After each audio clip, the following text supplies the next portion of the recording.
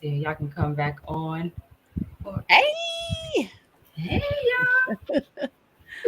what is the goings on? Hey, Look. All right, sis, I love that hey, how y'all doing? ensemble, Andrea. Yes. Let You me know, get they love a little color. yes. Well. I seen what you had on, so I said, okay, let me put on. I love it. She's like, hold on a little bit. Let's coordinate.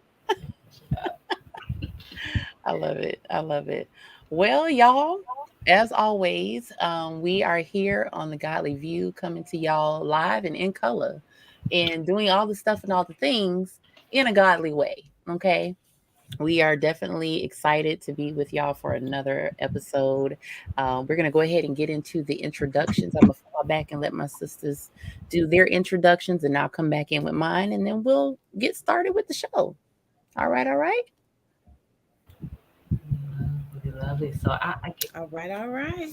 I'm sorry, did I? All right, cut somebody off. I'll go first. I'll go first.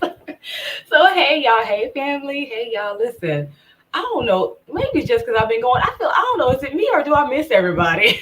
We miss you too. Miss everybody. I'm like, Lord have mercy. Listen, I'm so excited to be here on tonight with my lovely sisters. I am Janine Lamb, coming from South Florida. Your favorite Kingdom business coach, doing all things Kingdom, this, that, and the third. And listen, I'm excited for today's show. God's been shaking things up and doing so much amongst each of us. And it's always a blessing when we come together and are able to connect and have this kind of moment to kind of chit chat with each other. So I'm excited to be here, sisters. And those who are tuning in, sit tight. You got a good show ahead of you.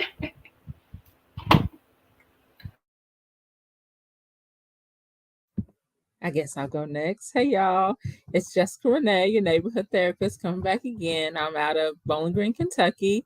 Um, I'm a licensed therapist in the state of Kentucky.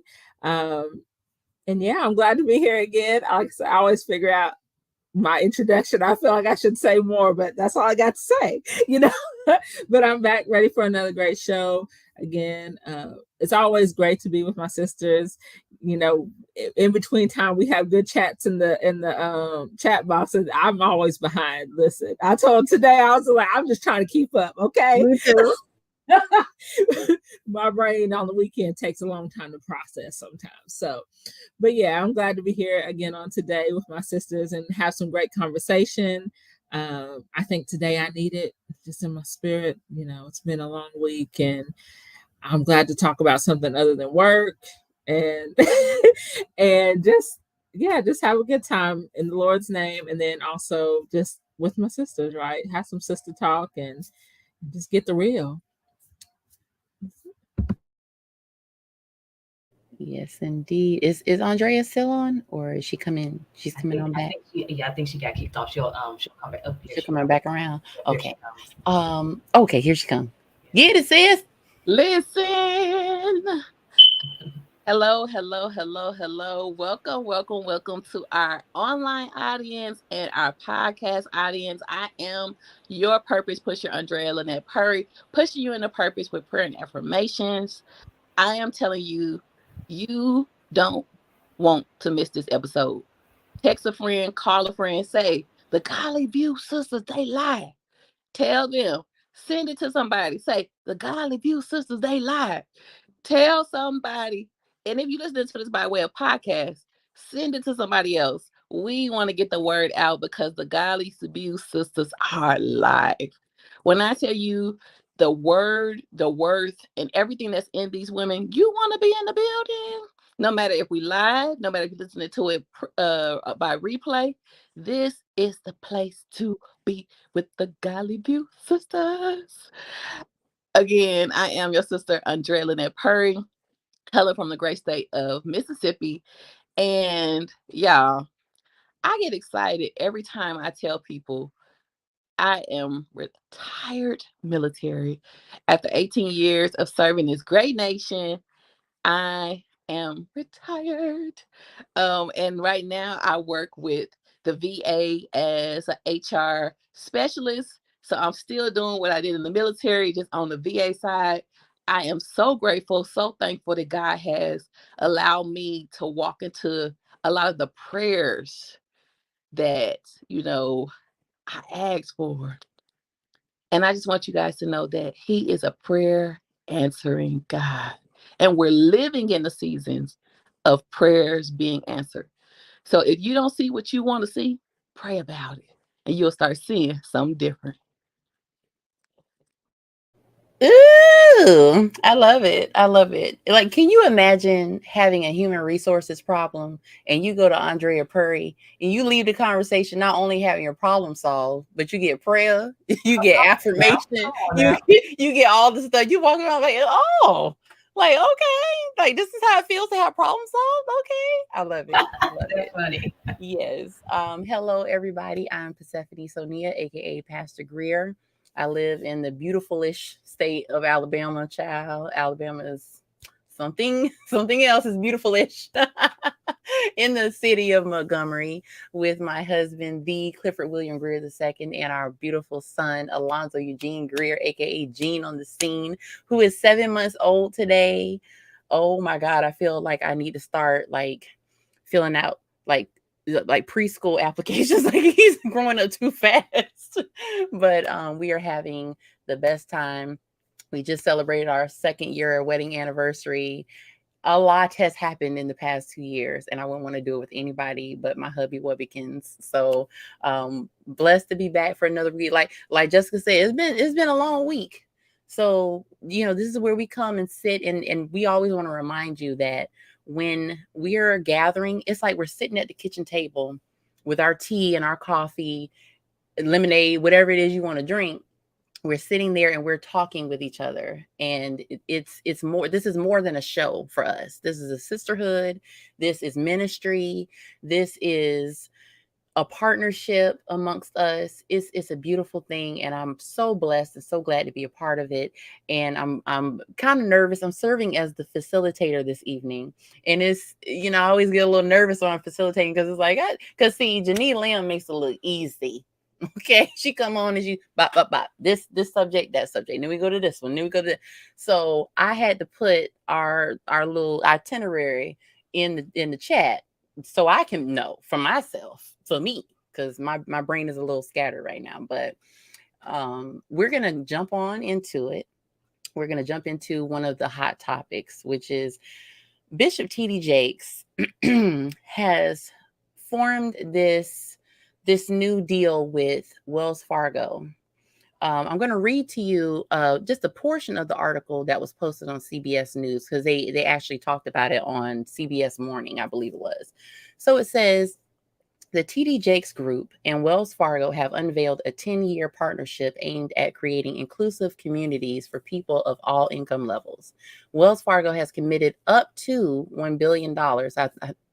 Up to, not $1 billion right off the bat, but they were like, listen, we'll do something like $1 billion to fund a variety of projects that foster community development. Bishop T.D. Jakes emphasized the importance of taking action right now and helping minority groups. He's quoted as saying, the future looks very bleak, particularly for minorities, Black people, brown people, and also poor white people who are finding it difficult, workforce people to find a job, to find opportunities to get housing, to get upward mobility. And some of the points of their partnership is a mixed income housing and retail facility, well, multiple facilities outside of Atlanta. The location for the venture is an expansive 95-acre property formerly known as Fort McPherson, which neighbors Tyler Perry Studios. Jake said he has two primary motivations to participate in the partnership. First and foremost, he considers his legacy to be important and wants to give back and make a positive impact on the lives of those who have shown loyalty and support.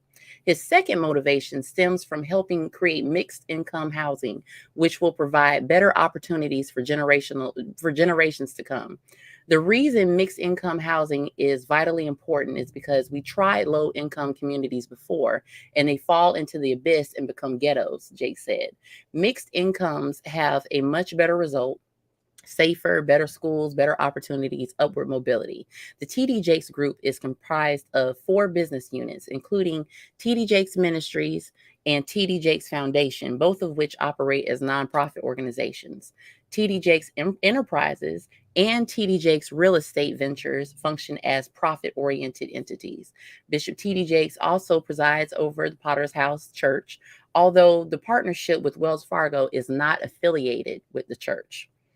So there were mixed reactions when this news was reported, because of course, anytime you mix ministry with secular backed companies, there's always a bit of, well, that's the devil, you know. And then there's also that element of, and we know that Wells Fargo has been exposed for their treatment of minority, especially Black homeowners and applicants for mortgages. There's been horrible mistreatment there. Also, the creating of accounts without people's permission. I mean, they were doing a lot. And as a Wells Fargo account holder, it don't feel right in my spirit. It don't, my throat.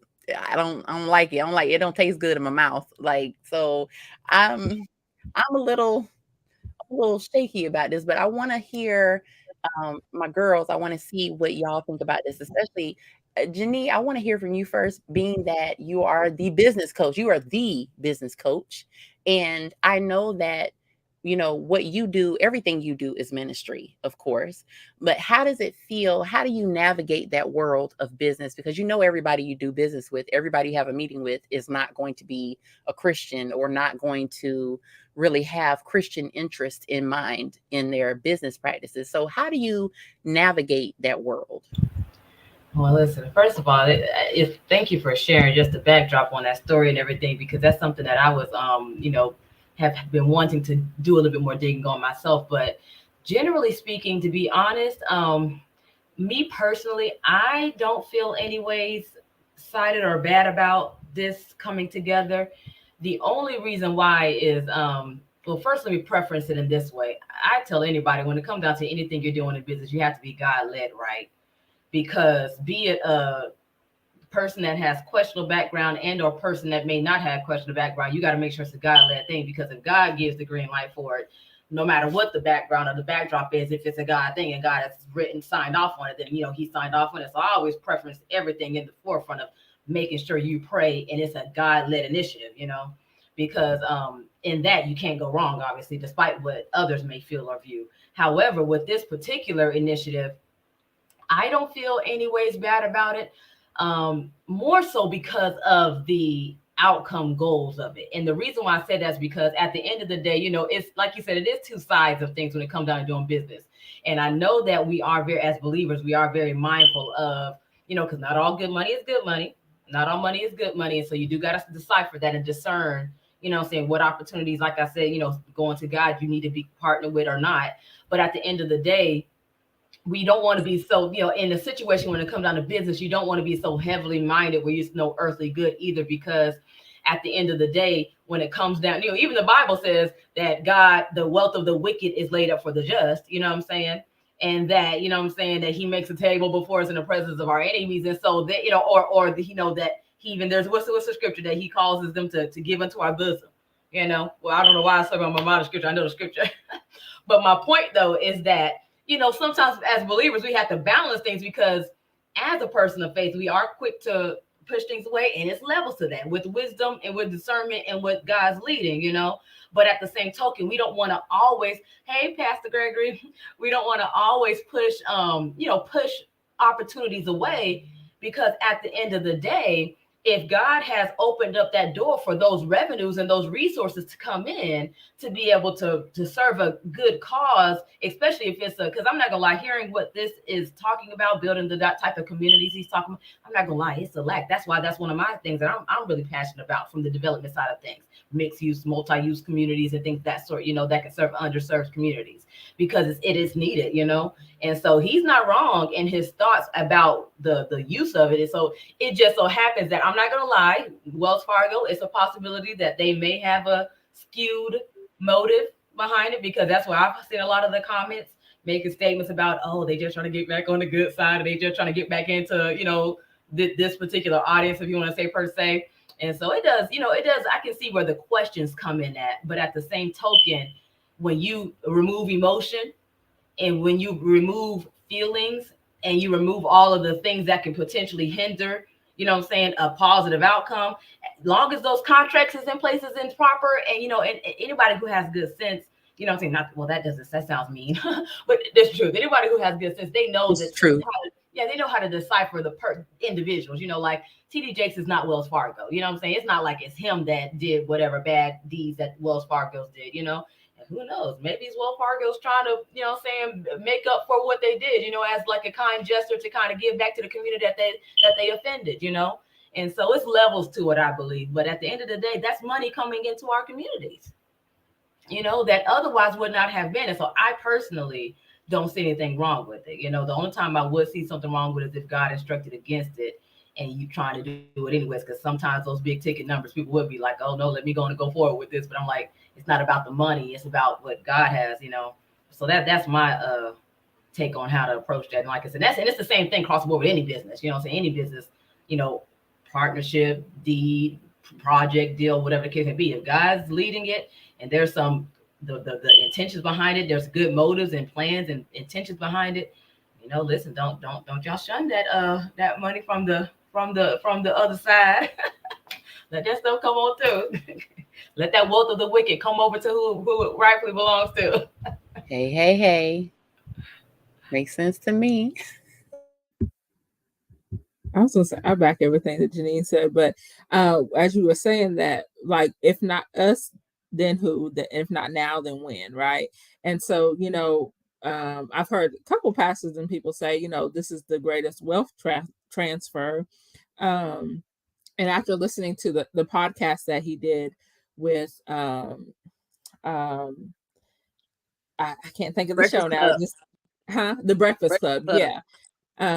It, like he said, you have to, and even Tabitha broke it down on one of her episodes that she did on the podcast of understanding who not Tabitha Mann, but Tabitha Brown is as a person, and then Tabitha as the brand. Right. And so he really spoke about that, be like, I am TD Jakes, the pastor, but I also have a company. Right. So the two, he's like, I really work hard to try not mixing the two. But if we are going to have godly centered people, we're going to have to break in somewhere. Right. And so, like Jenny said, always pray about it or whatever, but if not who, if not us, then who? Right. If they didn't work with TD Jakes, they could have worked with somebody who didn't have good intentions. They could have just quoted it as good intentions and then done the opposite, But I think hopefully, it is all of our prayer that TD Jakes is going to go in there and he's going to command that if I'm going to do this with you all, it's going to be done right, and then, hopefully that's where you have to know the business side of it. Like, am I a stakeholder? Am I a person who has a say in what the development, or am I just a person who's giving money into it? Right. But as kingdom people, it is, like I said, we are blessed to be a blessing. So if I have this money to help and develop things, it shouldn't be a question about what I do it. I'm going to do it as long as the Lord instructs me to do it. But, making sure you have the position to actually get it done how it should be done to benefit how it should benefit. So yeah. So I kind of want to come at this. At first, I was gonna come at it from the angle that everybody else, but then I was like, you know what? I'm gonna change that around. I'm gonna change it around. So I love that Pastor Greer read the full article. I think a lot of times when we hear stories like this, and we hear stories in general, we don't hear all of it. Watching the Breakfast Club interview, I gave me a whole lot more insight to what he wanted to do, how he wanted to do it, and why he wanted to do it. On the flip side of all of that, if we think about the history of Wells Fargo and we think about what they have done to the Black community as a whole, the thing that I think a lot of times we as Black people turn a blind eye to is to people's transgressions against us. The Jewish community, the Caucasian community, even the gay community. They band together, and if somebody is not for them, they do not partner with them.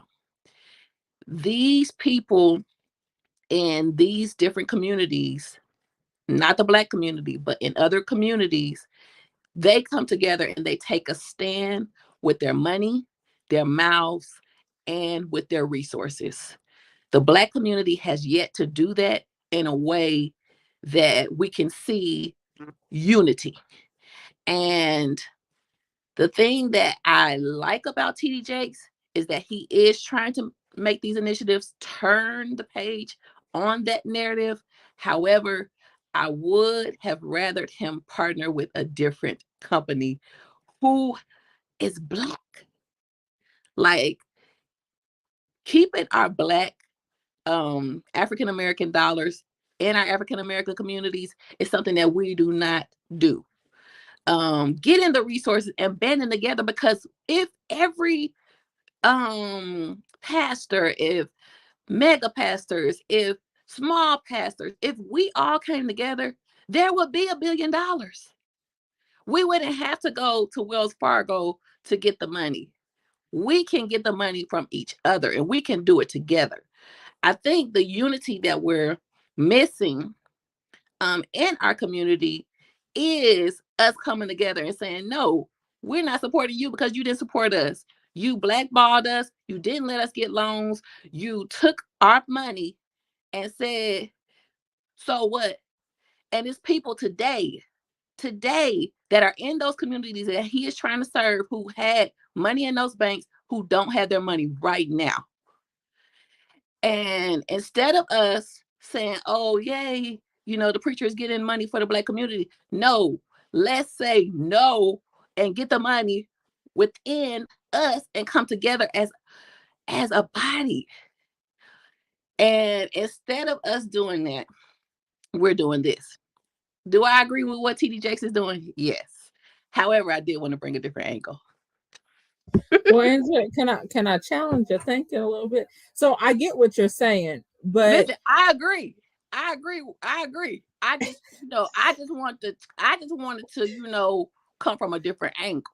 But that's what I agree with both of your angles. Like I definitely do. Like, I would like to see more of us working together, but I think the issue of that is that a lot of us are not financially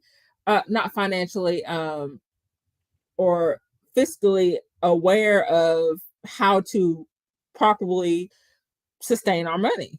That's the thing. And that's what starts in the house. I can't agree with you. I can't agree with you. Okay. There is Black people in the Black community making money. Yes. There is Black people that are doing what he's doing right now. Mm-hmm. They're doing it. There is people trying to all the initiatives that he's doing. They might be doing it on a smaller scale, but they're doing it. Mm-hmm. And the reason why I say I have to disagree with you is because there's no excuse for us not coming together. Right. But you can go ahead and challenge it a little bit more, and then I'm just saying, like, and I guess I'm not thinking on the scale of a TD Jakes, because I don't have TD Jakes money, right? And so, but I'm just saying, like, even in my like down the street from me is more of a Hispanic community, and they have their own stores, their own restaurants, right, all in that little area. They'll have a little festival. They have yard sales, like, in that little area, set up shops and have people, you know what I'm saying? And so, but that money continues to circulate through there. But again, I like what I mean starting in the household is that we're not, how can I express this? Our families are not teaching all the time. I won't say all families, but a lot of us are not growing up with being fiscally aware. And so, but by the time we get there, we could have done a lot of stuff with our money, even on a small scale. You know what I'm saying? But because we just think we are the only ones who are still, we don't become suppliers, we're the buyers, right? And so a lot of our community is buyers, not suppliers. Consumers. We're not buyers. We're not suppliers. So that's why it's hard for us to keep money in our communities, because we new Jordans come out, we go buy them. You know, Right. instead of saying, okay, now I got my little I made some of my own sandals bedazzled, and I went out and sell them. You know what I'm saying? Maybe some shoot. I used to have my own little business in school. Had maybe some keychains and 50 cents. You know what I'm saying? But you know, we are only consuming. We're not figuring out ways to supply. Own. Yeah, supply and Ownership. own. Ownership. Yeah. The thing that the argument, again, for the record, everybody, I agree with TD Jakes. However, I got to come against it because everybody is poor, so I got to come against. Okay, so there are people who have the knowledge. This is right now, we're living in the age where there are more Black women with higher earning degrees. We're living in an age right now where there are more Black men and Black women entrepreneurs who are making over 6 figures. We're living in the age. There was a time where we could say, oh, we don't know. Oh, the Black community don't know. But this is not the time. The internet has done something that I like to call bring intellectual knowledge to every consumer and owner. The internet has allowed us to have access to the same information that we were not privy to, that Jessica was talking about. We are not in that age where we just don't know. These TikTokers, influencers, Instagram, IG people, these people are making what? Money. And what color are these people? Black. And what are they doing with their money? They're investing their money. They're knowing what to do. They are actually making different communities to add up to do more. We don't talk or see a lot of this as a viral moment, but it's happening. And what Jessica is talking about is something that was not happening. But what I want to bring to the forefront today is there are people in the Black community who know. And these Black people is teaching their children now, today.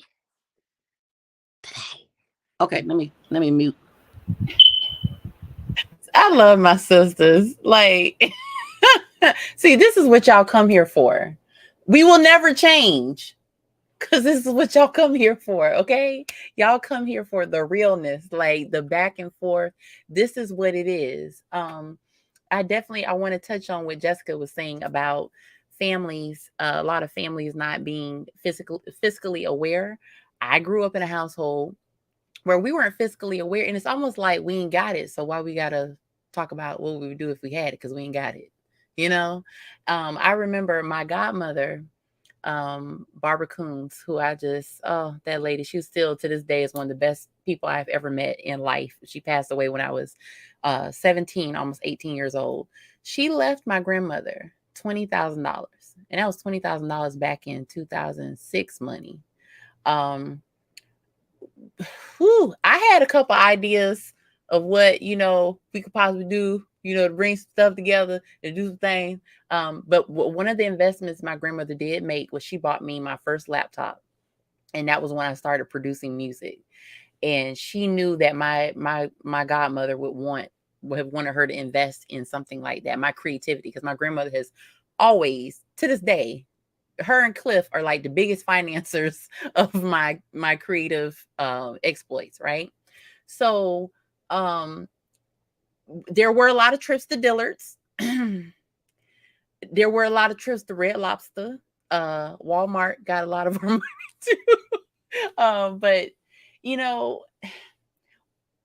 what I learned from that, because when I got my SSI back pay back in 2009, literally a few years later, first thing I was like, I'm getting a car, because that was something I was waiting on somebody to be like, hey, let's get Persephone her driver's license so we can go on.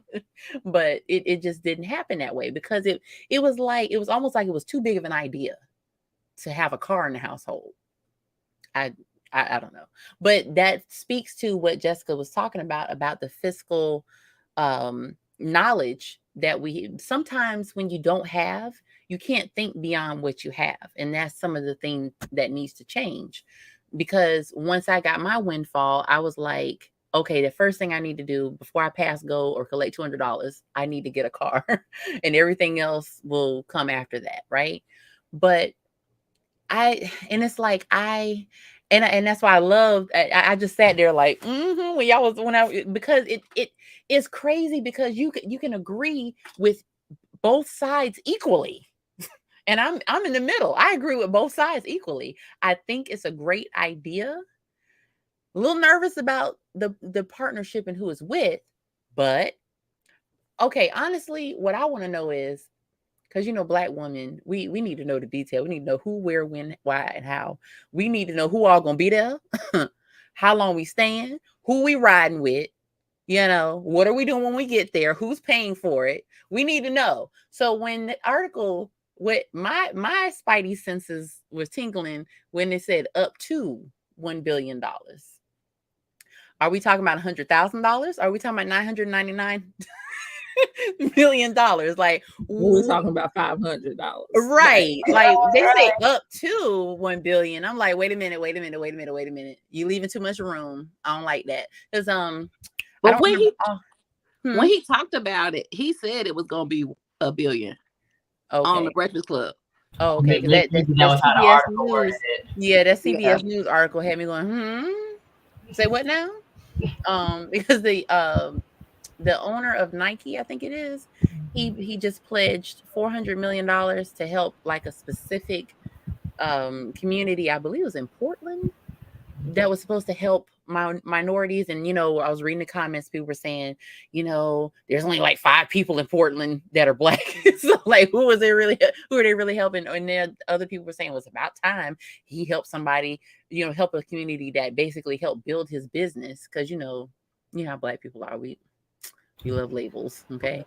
Culturally, that's a cultural thing. But you can literally agree with both sides. Like, it's a great idea. It's just a matter of the details. You know how they say the devil is in the details? That's a learning point, though. That's a learning point, and even a conversation point for even all of us viewing or anybody that's in business at this point. Because I think, like what you said, and I forget which one, if it was Andrea or Jessica that said it, but somebody made mention to, like you said, the contracts and who am I going to be able to make decisions on here? Am I going to be able to do this? Like you said, the details.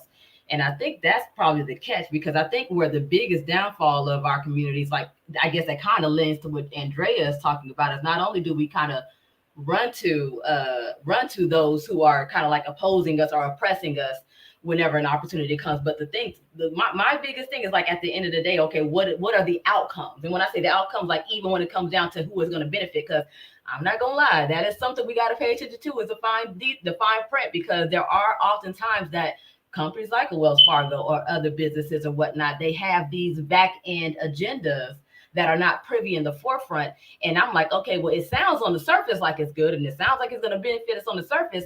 But at the end of the day, are you benefiting more? Like, is this applied just for you to get in there, but really on the back end, you really trying to just stick in your pockets more? Are you benefit more? The community that you're claiming to serve is not truly benefiting off of it.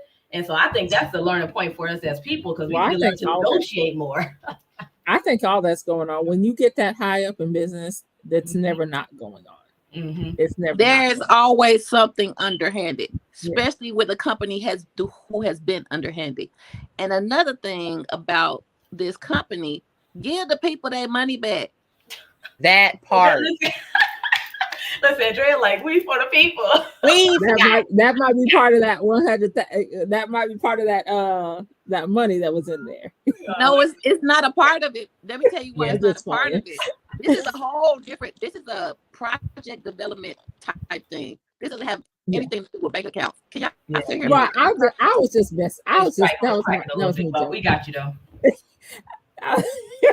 That was just me joking. No, but I agree. I do agree with you on that, Andrea. Like, if they did some people wrong in that sense, like, don't try to brush over it though, and try to pacify what you're doing now by saying we pouring $1 billion into your community. If y'all haven't even the money that y'all owe to people, because it's like, what y'all want us to, here I am, that you never know what family, like what Steph was talking about, or Jessica, with some of these families that are not as well off in different seasons of their life. Like, what if those situations cause family to go under or to fall into bankruptcy, or God knows, whatever the case may be. So I'm sure they probably left an impact, and I'm not gonna lie, it doesn't, it's not a good look to feel like you're going to come to a community that you possibly have harmed or hurt in that way. And we're going to throw $1 billion at you. And it's Hold like, on, we can't say possibly. We can't say Mhm. possibly. They have. Well, no, I'm just saying, because I know with certain families might have different outcomes of how it may have impacted them.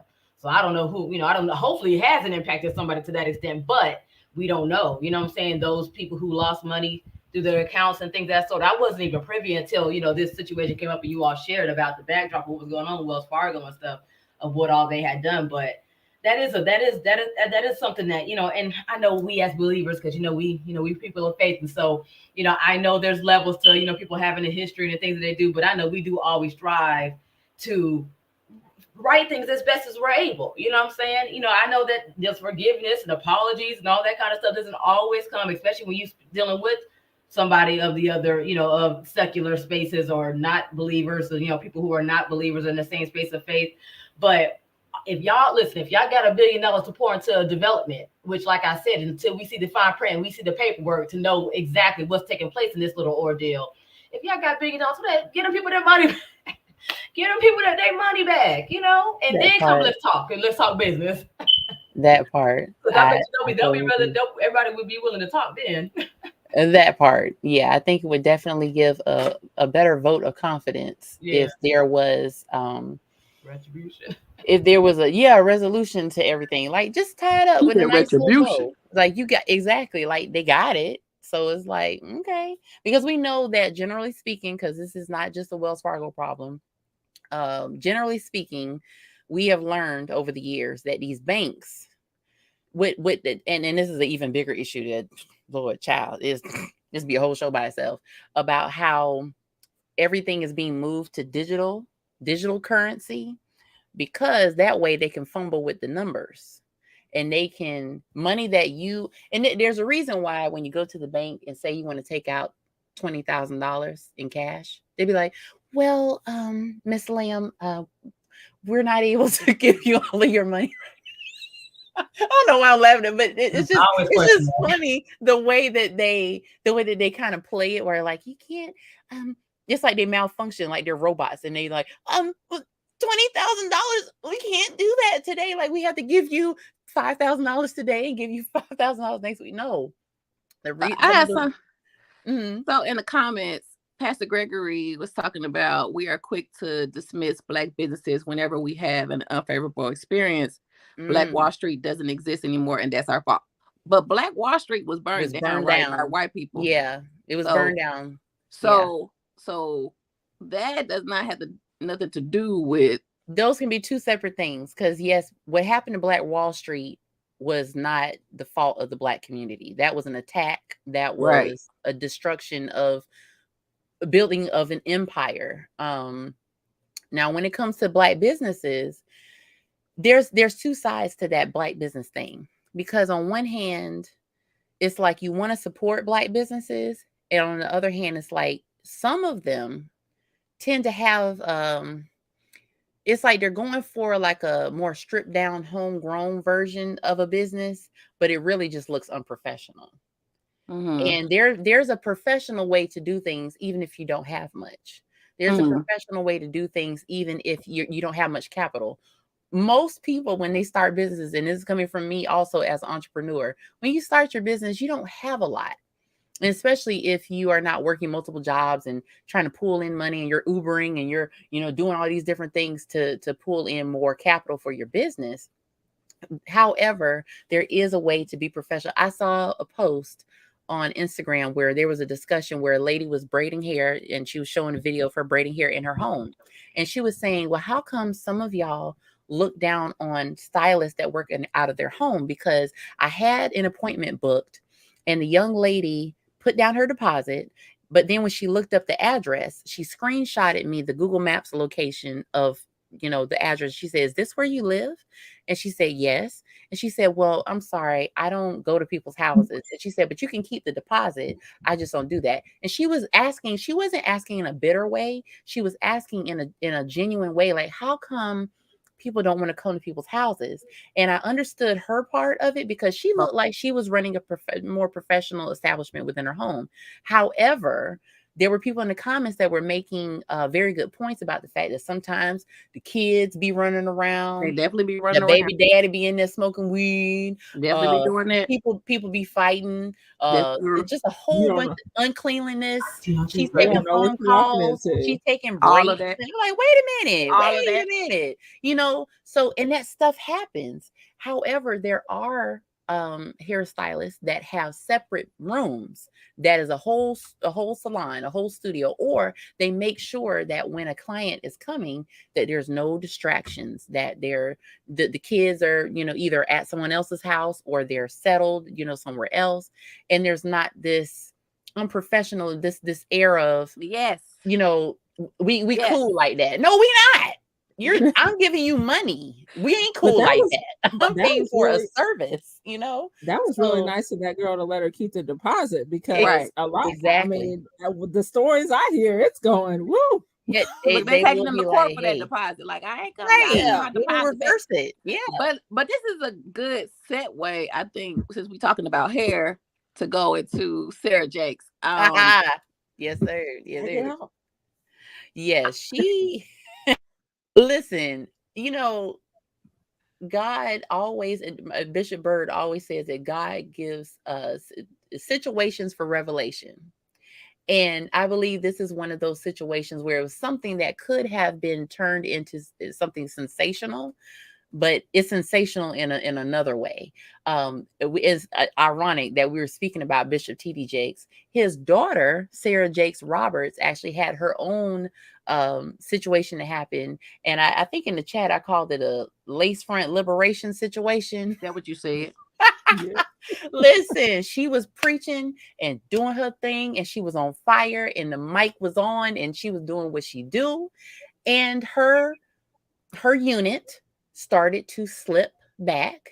Mm-hmm. And ironically, during that part of the message, she was talking about the woman with the issue of blood, which I was like, God, you be guiding. God put that together. God be guiding. I screenshotted. It was something that she said during the video. She said, the worst thing you can do is make it about you when God is trying to use you. And that was right before her unit slipped off. And she felt it. And she said, well, here you go, and pass it off to somebody and continue to preach. And literally there were women out in the congregation that were taking their wigs off, that were crying, it was a moment and it was a vibe. And I was totally here for it. That's what you do as a female pastor. You have to. There's this whole thing of we're expected to be fancy. Even though there's a whole sector of people that believe that women shouldn't even be preaching. For the ones that are okay with women preaching, like, at least look pretty when you do it. At least have your hair looking right when you do it. At least have your stilettos on when you do it. And it's like, I love, there's the sermon, No More Sheets by Juanita Bynum. Now, how are you going to tie this together? I like this. To this day, one of my favorite messages, because of the fact that she didn't care what she looked like. Come on. You could tell she was sweating. But it's like you could tell she had a laser vision. I got to get this message out because I got to help somebody. God let me make it through. And Sarah Jakes Roberts has her own amazing testimony, some things that she's been through.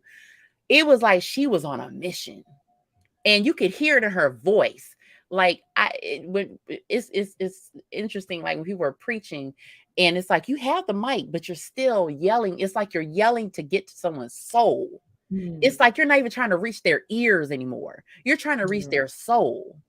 And I just loved everything about that video. She did not miss a beat. She said, you know what? Let's go. And that quote, the worst thing you can do is make it about you when God is trying to use you. I'm gonna let my sisters comment on that because, oh Jesus.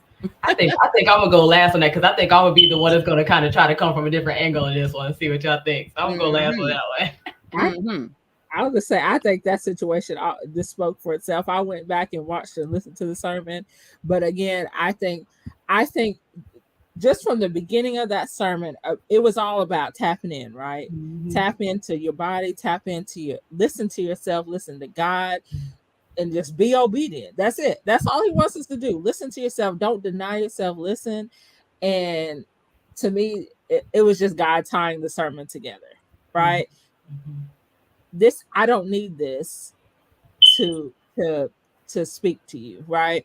This is even she said another quote was, it may not always be pretty, it may not always look good, but it's always going to be God. I heard that. And I was Oh, like, I heard that. I heard Right? It's true. One day, Yes. listen, I'm gonna continue to wear my weave, but you know, That part. you know, but you know what I'm saying. The next day, I may be looking hopeless, but Yeah. guess what? It's always gonna be God. You know what I'm saying? Like He's always gonna be good, no matter what, no matter how it looks, no matter how it's wrapped. I'm gonna keep tapping into my body, tapping into Him, and it's always gonna be God. Yeah, that's looking good. Ooh, listen.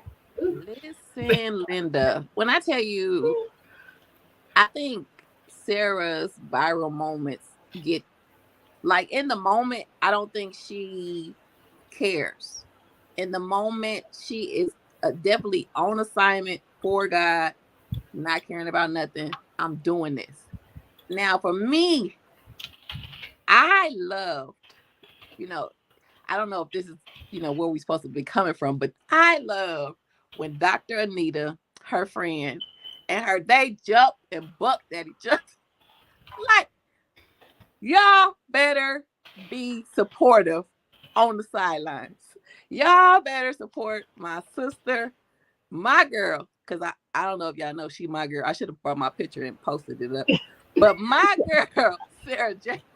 Roberts, SJR on the ones and twos. On the ones and twos. Listen, we are a part of the delegation.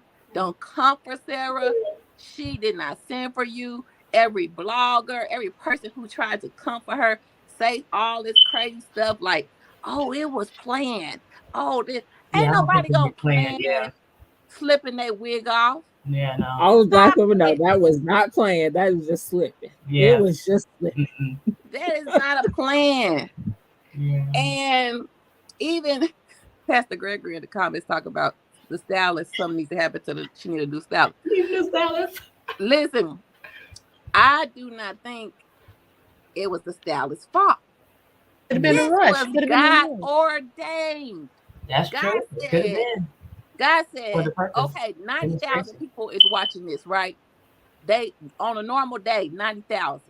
But God said, no, I want 1 million. I want trillions. I want more. I want more eyes on this message. And how I get more eyes on this message? Let a viral moment happen. Yeah. This message right here was so liberating for the body of Christ, just the body of Christ, and then for the world. This was not just a message for the saint. This was not just a message for the one who go to church every day. This was not just a message for us. This was for the world. Yeah. The impact that she has on our community and our culture is world changing. Yes, her dad came, he flipped the script on the gospel community. Yes, he's doing things in business and in the kingdom. But my sister, she is a liberator. She is ready to come out here and release people from bondage, release them from depression, release them from anxiety, release them from having the feelings in their body that they don't know what to do with. She is here for you. And the people talking about her and saying all of these different things and making up these conspiracies about their family need to stop.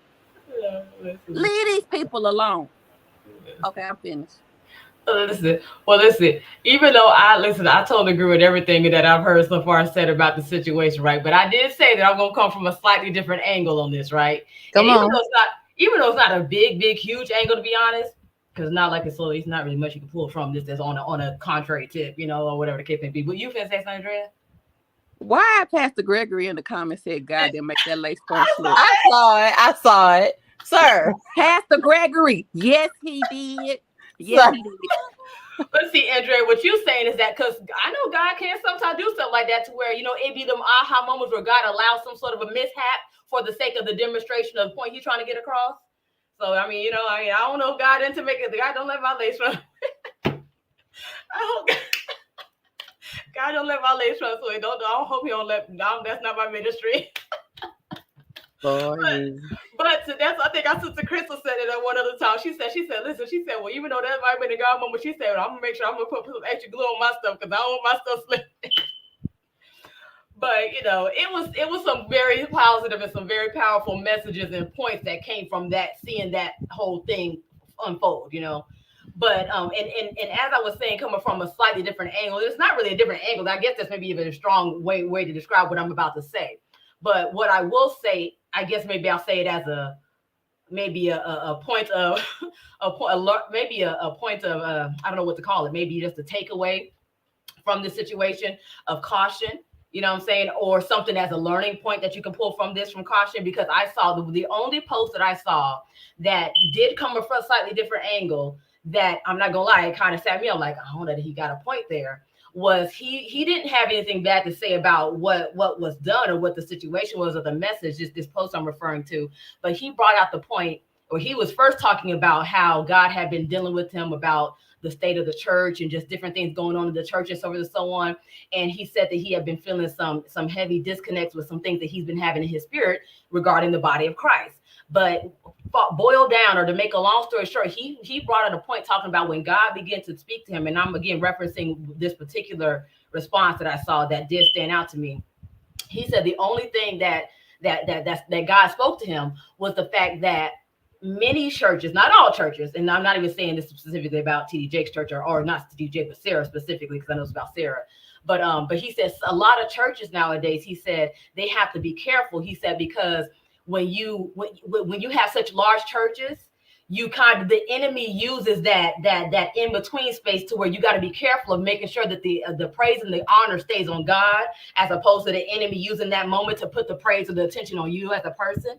And that's what he highlighted on, because he said, y'all got to be careful. He said, because the praise and the glory and the honor out of this has to go to God. We can't get so high and mighty to where we praising a person, or we putting a person up on a pedestal because of a moment. The praise should go to God. And I agree with that, because I do see that a lot. I'm not saying that this is what happened with her, but people will praise you and they will worship you. And that's just like with which disciple it was. It says, or maybe to me with Jesus. He said, even Jesus said it before. Don't bow to me. You know what I'm saying? I'm just, you know what I'm saying? And so it's a similar concept. When it comes down to these type of moments, I think what we as believers have to be careful is not to allow the enemy to slip in to where now, because of all the praise coming behind it, they want to put the praise or the attention on us like we're so great and mighty because of the moment. Make sure that the honor stays where it's supposed to go in God.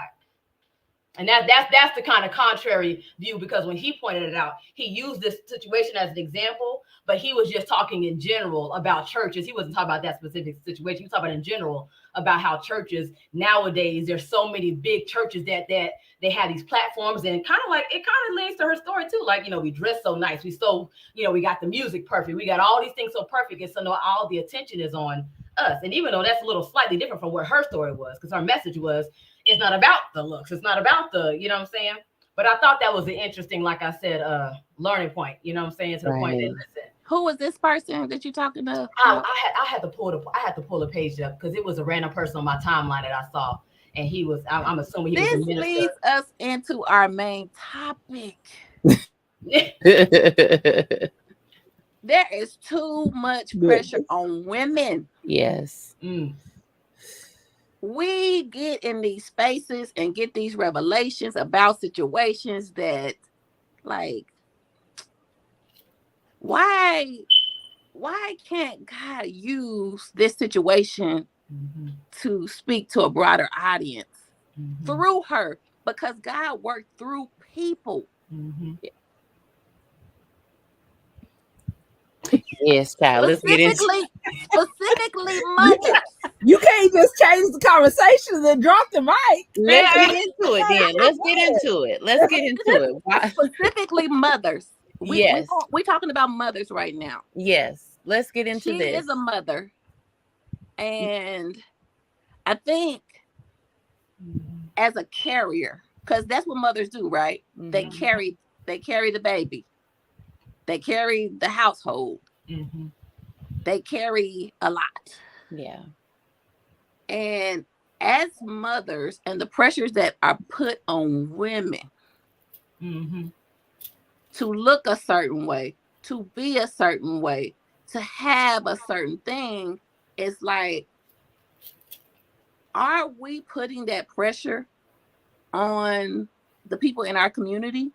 Can we look around and say, you know what? Instead of me trying to come up with something to combat what she's saying, or instead of me trying to show the difference, how can I release some of that pressure off of that mother? How can I change that situation? The particular situation I believe that we're going to be discussing today is Jackie O. Yes. Yes. She had pressure. Oh, go ahead. Oh, no. She lost it. Where you going? Now, Where you going? You're gonna pick up the mic and then you're gonna drop it. You listen. You got Okay, so rolling. whew, we got Hot topics is hot, y'all. We hot all over. yeah, this Hot hot potatoes. It's hot. Hot potatoes. Okay, so as Andrea was referring to, we're segueing into the subject of there being a tremendous amount of pressure on mothers, specifically on women in general, but especially mothers, to either go back to their pre-pregnancy selves or to be even better than their pre-pregnancy selves. Wild and Out performer Jackie O also was a longtime partner of DC Young Fly. She passed away at the age of 32. And of course, when someone that young passes away, the first question is, what happened? What happened? I mean, you know, and there's a time and a place to ask what happened, but you know, with a celebrity, more than likely, there's going to be a reason that's going to come out fairly soon. Well, she ended up, her death ended up being attributed to her quote unquote mommy makeover that she underwent recently. And a mommy makeover can consist of anything having to do with breast augmentation, liposuction, tummy tuck, Brazilian butt lift, or a combination of those things. You don't have to get all those things at one time, but some women do. And we don't know exactly what procedure she may have gotten. She had posted on her social media that she was going to have a mommy makeover with this particular doctor, a pretty well-known plastic surgeon. And what was crazy was just days before that, she had posted that she was taking her children to go see The Little Mermaid. And we know The Little Mermaid just came out. So this is very recent that's happened. She's a mother of, I believe, 3 children. It's multiple children. And it's like, I understand because her youngest child, her youngest son is not much older than my son. So I understand that pressure that she felt. But I'm going to go ahead and let my sisters chime in first, and then I'll get into my perspective of it as a still fairly new mama with a bit of a jelly belly body. Y'all go ahead and talk about it. That's the goodness of God body. Praise God. Praise the Lord. I guess I'll chime in since I probably, because I would love to. I'm interested to hear Steph's and Jessica, because I know you all are mothers, like you say, hear your perspective on this. But I know me personally, when I heard this news and I heard this story break, it was, first of all, of course, just like anybody, I'm sure it was heartbreaking. And, you know, with that being said, our prayers and condolences goes out to the family, and, you know, and just with anybody who, you know, near and dear to her, you know, that's just a heartbreaking story to have lost somebody near and dear at the hands. That's something like that is unexpected, you know, so it's probably even harder hit, you know, to the family. But I think that in light of, like what you were just talking about, the fact that women are up under a lot of pressure and just, you know, stress, and just the whole thought process of the views and the eyes on them, and just the expectations, you know, out there in the world, you know, this world of media and so forth. when you have a child, and I'm saying this obviously from the perspective of somebody who has no children yet, but when you have children, at this point, I'm like, what's going on, world? You know what I'm saying? It should be, we are grown. You know what I'm saying? I'm talking about we're grown. We talk about adults. You know what I'm saying? That when you get past a certain age, you should not be. And I'm speaking to primarily men on this particular point. But if it goes for you, if the shoe fit, wear it. Nobody at this point in time should be expecting a female who has had children to have her body also bang poo pow, especially according to media or in the world standards of today. It is I don't think we should have that expectation on each other, and that should be such a thing of the past, even if you're not considering those having children, just generally with people and their natural makeup, it's like, we should, it's disheartening that we're not further along in those sorts of narratives, you know what I'm saying, just as a collective overall, because of these sorts of situations. Because if it was more praised, natural bodies, if it was more praised, just the natural evolution of how women change over the years and so on, then I feel like that pressure wouldn't be on women so much to be like, okay, yeah, let me get back snatched. Maybe you snatched with or without the surgery. You know what I'm saying? Well, let's define what snatched is. You know what I'm saying? Because I know the world's definition of snatch is, what to say, man, please. You know what I'm saying? No, are you healthy? Are you happy? You know what I'm saying? Do you have your needs met? Let's get those things snatched. You know what I'm saying? The waistline and all those sort of things, those are non-factors in the grand scheme of life. You know what I'm saying? And so it's disheartening that women do undergo those sorts of pressures, because at the end of the day, God, he gonna say, listen, God said that we are fearfully and wonderfully made. You know what I'm saying? And so that's at the end of the day what it should boil down to. Like, okay, listen, and don't get me wrong, I'm not saying this to excuse, because I know when you deal with people that's in a relationship, there is that level of just keeping yourself up. You know what I'm saying? From a spouse to, each other, you want to be desirable, you want to feel, want to make your spouse happy and things. So I know it's levels to it, and then just again from the health side of it. But from the overall overarching perspective is you can only do what you can do. If you are exercising and you're doing your regular due diligence just to be healthy, and those curves is not readjusting to what you think it ought to be, baby, listen, that must be what God intended, and we gonna all be happy with it, and we gonna praise it. Amen. You know what I'm saying? And I feel like even couples, you know what I'm saying, like there should be that, like it's such an uncomfortable thing, married and or unmarried, when you're in a relationship with somebody and the pressure is like, oh my God, if I don't keep this up, say if I don't they're going to want to leave me. They're going to want to do this. It's like, but what's the song with your boy? I think, was that you, Steph, was playing it? I love you when your hair turns gray. But yeah, Music Soul Child. Yeah.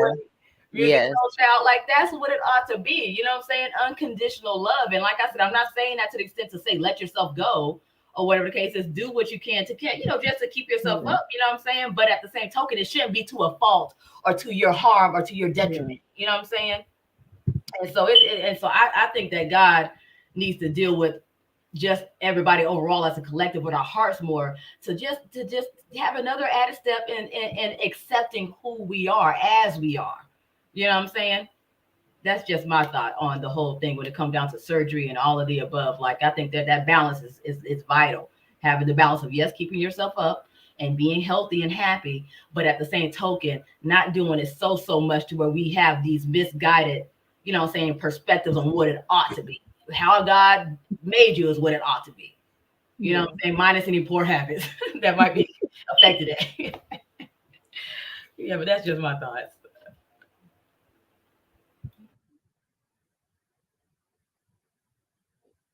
Look at it, I was waiting for her to say something. That's too funny. Y'all too funny. Andre, you got something you say, Andre? Your face ain't saying it, Andre. Your face saying you got some stuff to say. I guess I'll be quick. As a mom, when your body changes a whole lot when you get pregnant. Your hormones are different. Like, after the baby comes out, like, even though when you're trying to get back to normal, your body just changes. And that's one of the things I don't think we really talk to women enough about, is the changes that can go on with your body. Not every woman has the same, of course, right? Same pregnancy or whatever. But understanding that your body may not go back to what it is, before you're pregnant, or understanding that, you may have a collection of fat around your stomach area. What I'm saying, but talking to women through that and understanding that it is okay that if your body doesn't look like this, or go back to that, because I know before I had my daughter, I was like 170 pounds. I am not that no more.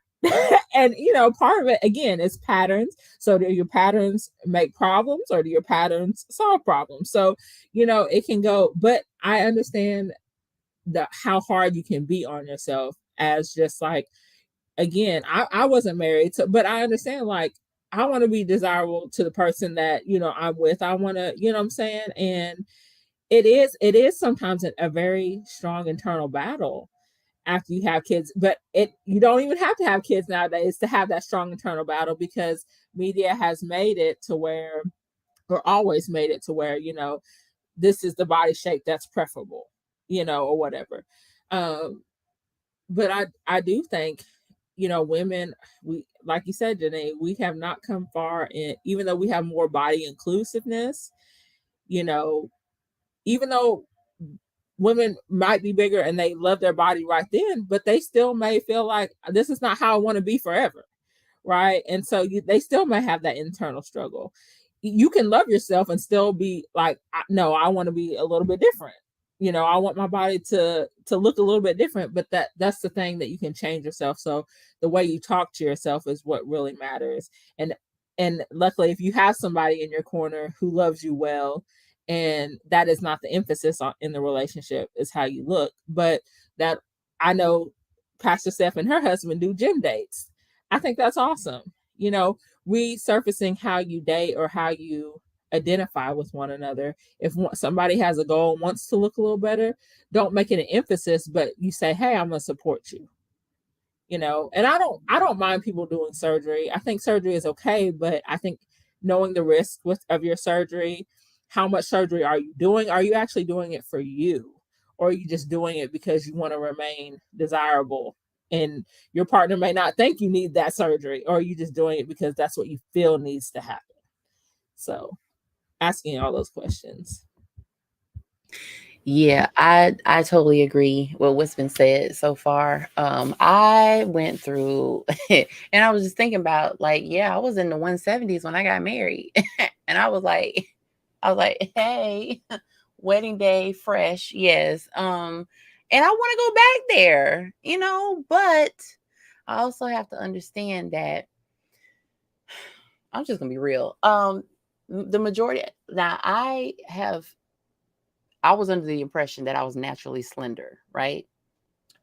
But as I'm thinking back on my life, I'm discovering that the majority of the times that I was slender is because I was poor.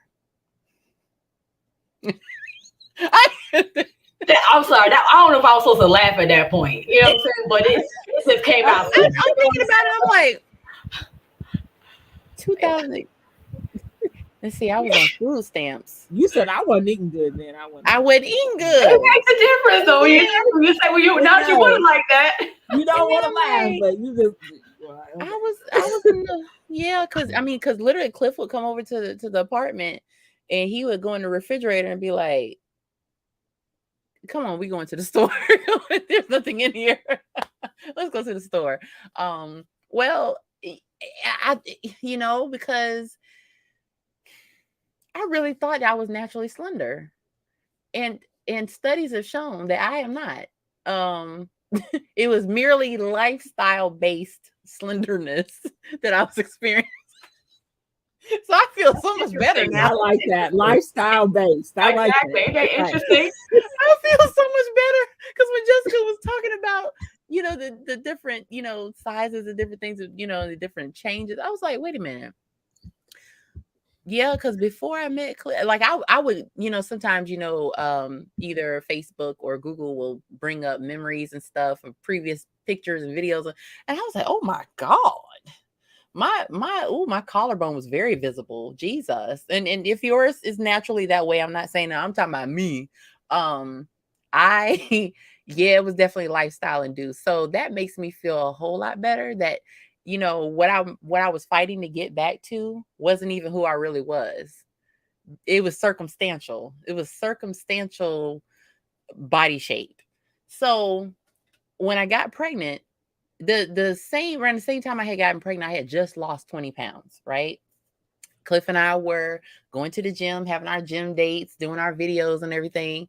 And I had also, through the fertility journey, had discovered that I have hypothyroidism, an underactive thyroid, which adds to weight problems and hormonal issues on top of polycystic ovarian syndrome, which was what stopped me from getting pregnant in the first place. So that added on to the possibility of me packing on weight that it would be very difficult to get rid of. When I got pregnant with Alonzo, listen, when you first get pregnant, all you want to see is the baby bump. You can't wait you can't wait to be like, huh? And then you be going to the store and you be like, well, I'm a little bloated right now, but I'm pregnant, so I'm gonna let it out. Because I'm pregnant. I am 9 weeks pregnant. I'm finna let this out. Okay, this is a burrito, but there's a baby in here, so I'm pregnant. I love that time. It was so beautiful. I was like, I can, eat a little extra and not have to be like, because when you go to Cheesecake Factory and you eat what you want to eat and you kind of gotta, you gotta sashay out of there, like, you just there's just different stuff, different levels to different things that you go through with your body. Now, once my stomach started to expand, I'm like, okay, Alonzo, you can chill now. We good. Like, it starts to feel like the baby's gonna come out of your belly button. And then you realize, wait a minute, as big as my stomach is, when that baby comes out, there's gonna be extra skin, there's gonna be extra stuff going on. And then you have to mentally prepare yourself for that.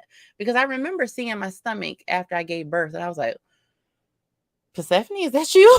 Like, hey, girl, and it does something because you're high because you just had a baby and you're like, oh my God, this is wonderful. And, he's just your world and you're looking at him and, and then you look at your body and you're like the dichotomy of the beauty of your baby and then what you see as the non-beauty of your body, it can take its toll.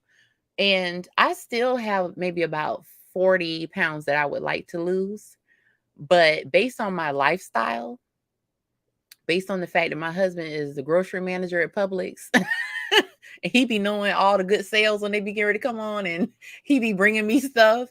I don't know. And I'm okay with that. We just had we just had our second wedding anniversary.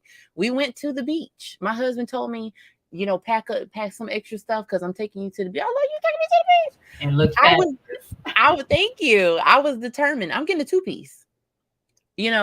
I could have gotten a 1-piece and felt just as, but I was like, I had a point to prove to myself. I'm getting a 2-piece. Because even when I said it, I think Cliff was like, oh, you feeling okay? And when I showed him my bathing suit, I could tell that he was just as attracted to the confidence that I had in the bathing suit as he was to how I looked in the bathing suit. Because I said, babe, I feel sexy. He was like, you look sexy. He's like, I'm glad. He said, that's what's the most important. And I didn't expect to find a bathing suit that I felt that comfortable in. But I was walking out there, I was like, okay, because I had my sarong on at the beach. I had it tied around my waist. And I'm thinking, okay, well, I'm just gonna put my feet in the water, because I can't swim yet. Cliff can swim, but I can't yet. And I was thinking, I'm just gonna put my feet in the water. Next thing you know, I'm like, this sarong is in the way.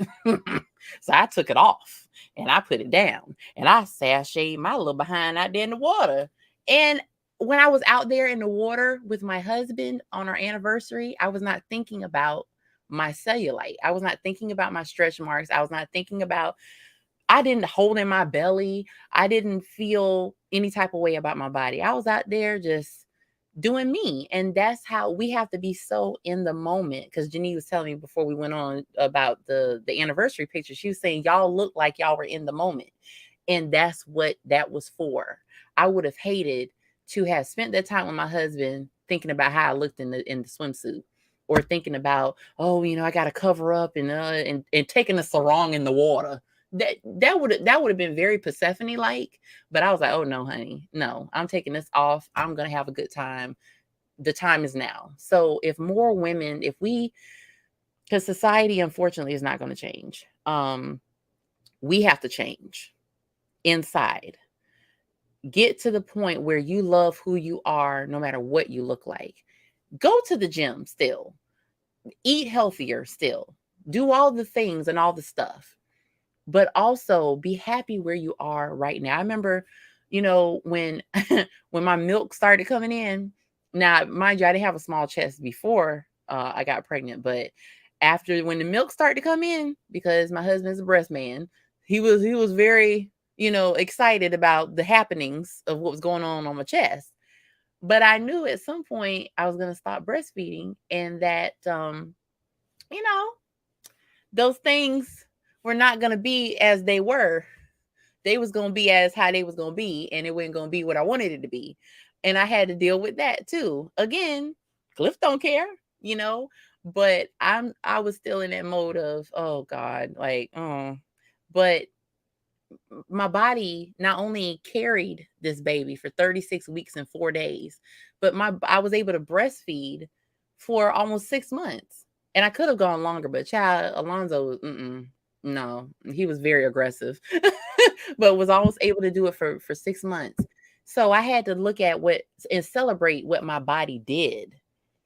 To go from not knowing if I would ever get pregnant, to being afraid that I wouldn't be able to stay pregnant, to having the baby, having a C-section, and then, breastfeeding and pumping and doing all this stuff. It's like I have no right to say anything bad about my body. I have no right to have any insecurity about what my body looks like because of what my body did that I didn't even know. And then with fibromyalgia and endometriosis, I was having extra pain and extra things going on. And, it just, I dare you to get a 2-piece this summer. You better get it. I dare you. I dare you. The challenge is on. If you don't feel it. Yes. Yes, even if you don't feel it, there is a 2-piece out there that will make you feel good about what's going on.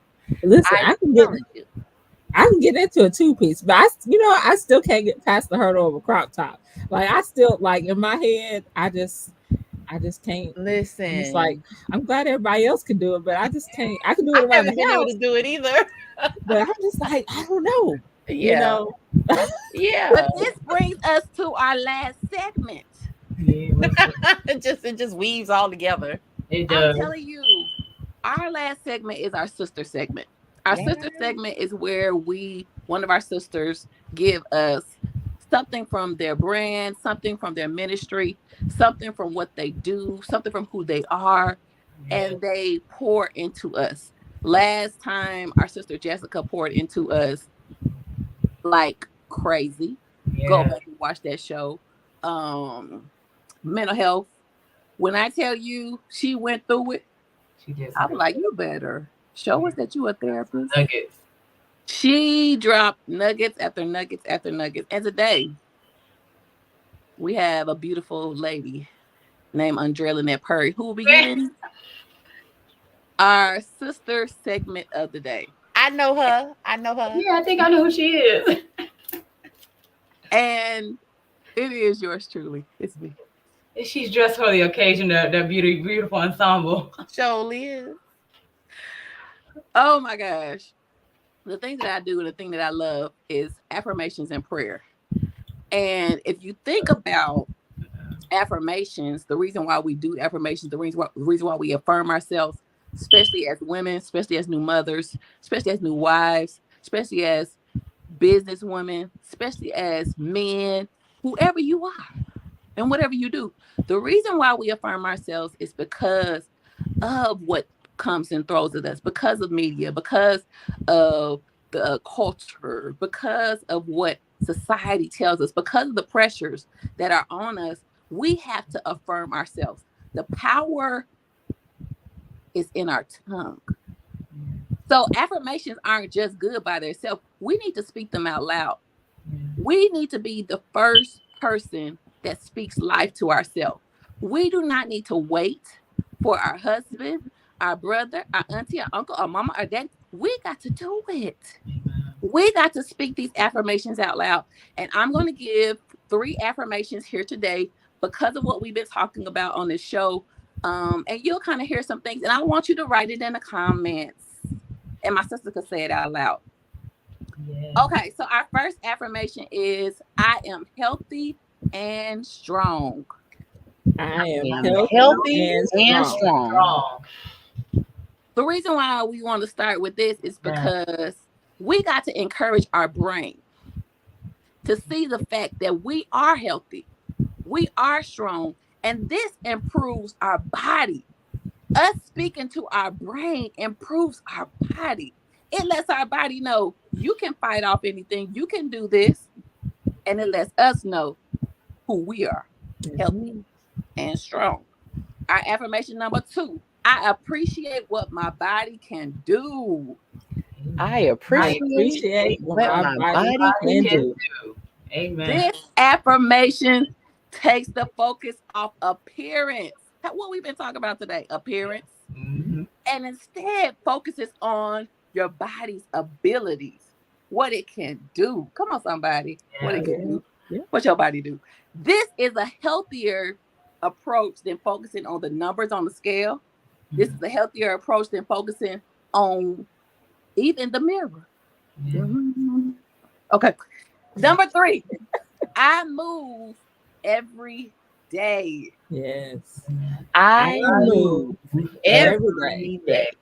Yeah. This affirmation helps us reframe and give us a positive approach to exercise. Finding movement that feels joyful to our body, that allows us not to just, okay, I got to exercise. No, I move every day. I get up and go every day. I get up and walk every day. I get up.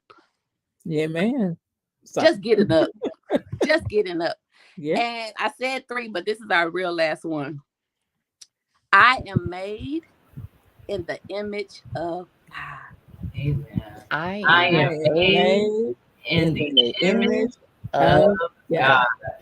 Oh my gosh. I hope y'all writing this in the comments. I hope y'all doing what we're supposed to do.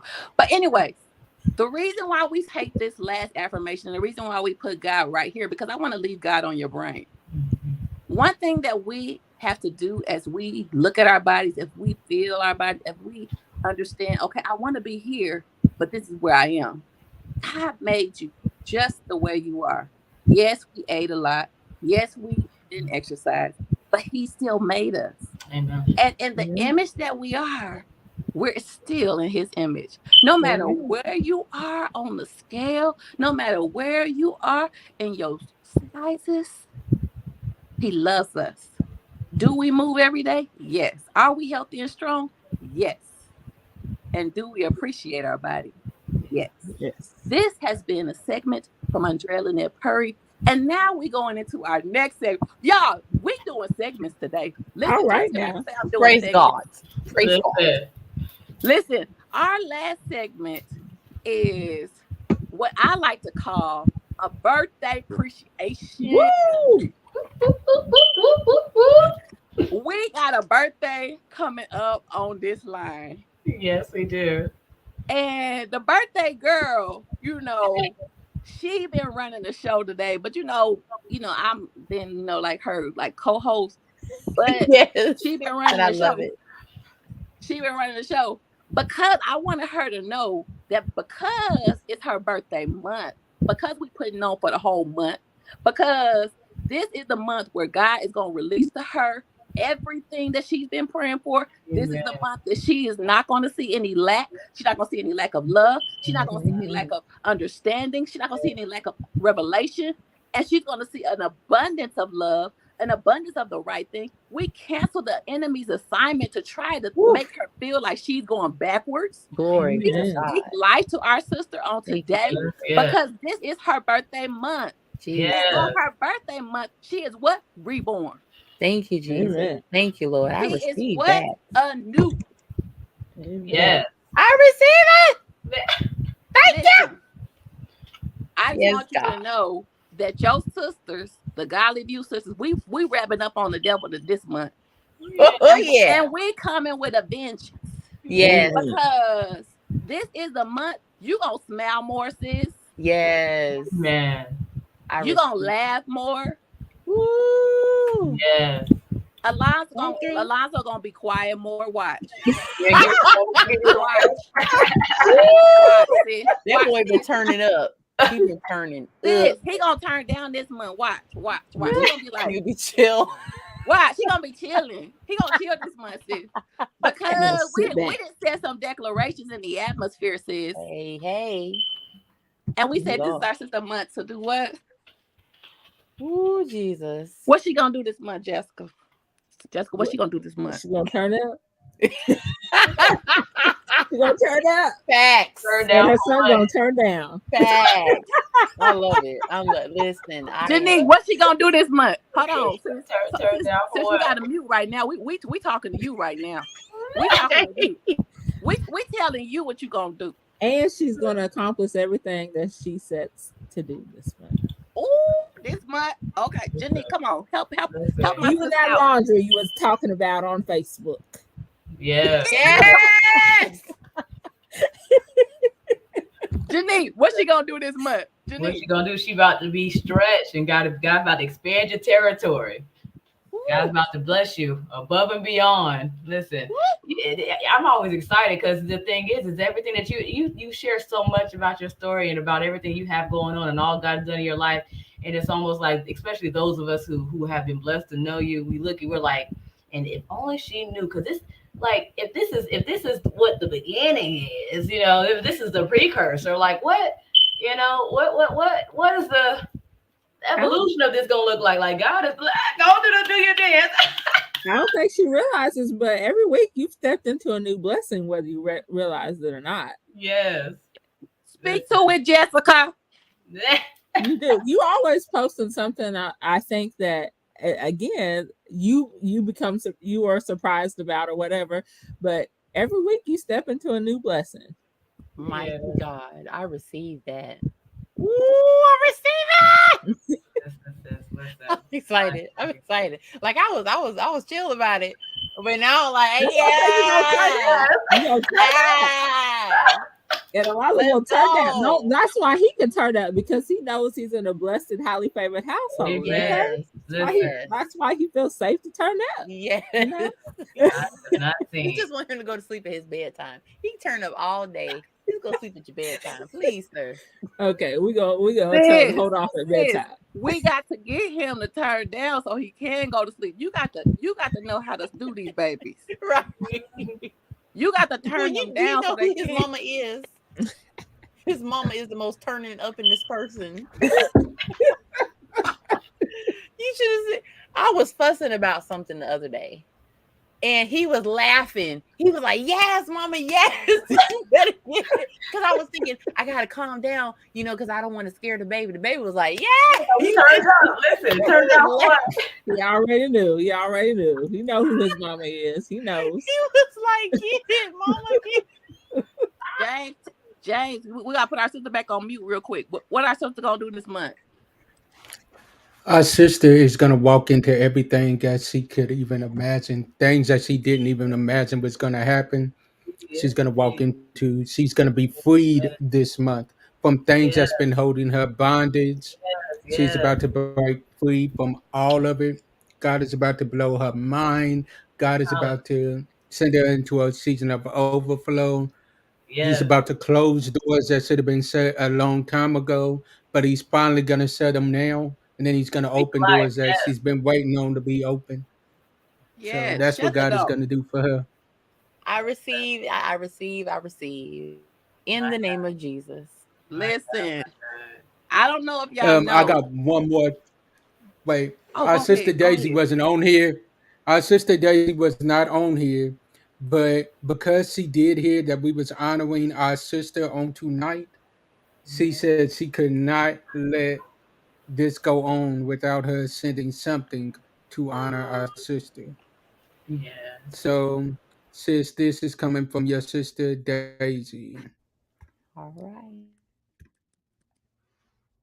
Hey, sister, I am so sorry I was unable to make it tonight, but I would not miss an opportunity to shower you at any shape, form, or way.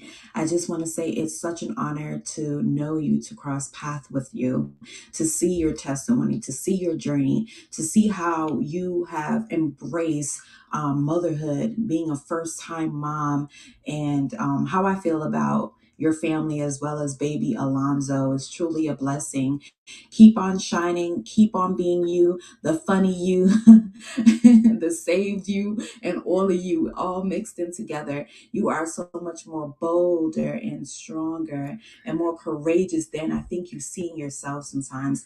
I love you. Keep on thriving, keep on surviving, keep on winning, keep on just doing what you do all through your platforms. It brings a light and a different shining to what we need in social media. So yes, I love you. And again, I am so sorry that I was unable to be live on the show to shower you. I want to keep this recording short, but I'm gonna send you a message and shower you some more because you deserve it. You deserve all the great things that God has promised you. And without a doubt, I know that you will accomplish and receive it all.